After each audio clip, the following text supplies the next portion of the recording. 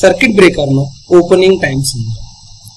તો જ્યારે ફોલ્ટ થાય છે ત્યારે રિલે ઓપરેટ થાય છે અને સર્કિટ બ્રેકરની ટ્રીપ કોઇલ રિલેના કોન્ટેક્ટ દ્વારા એનર્જાઇઝ થાય છે, એટલે કે ક્લોઝ થવાના કારણે.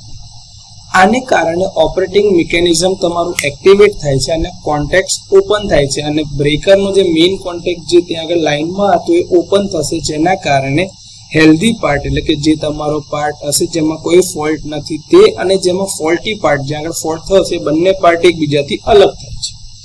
હવે આ કોન્ટેક્ટ ખોલવાની અથવા એટલે કે ઓપન થવાની પ્રક્રિયા જે છે તાત્કાલિક નહીં થાય, કારણ કે એમાં થોડો ટાઈમ લાગે છે.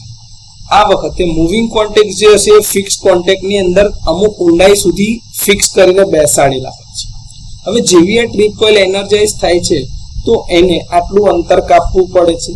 આ જે અંતર કાપવું પડે છે જેને ઊંડાઈ અથવા તો વાઇપ કહેવામાં આવે છે, કે ભાઈ જે જોડાણ હોય એંગેજમેન્ટ, ડેપ્થ ઓફ એંગેજમેન્ટ અથવા તો વાઇપ કહેવામાં આવે છે. આટલું અંતર એને કાપવા માટે જે સમય લાગે છે એને ઓપનિંગ ટાઈમ કહે છે.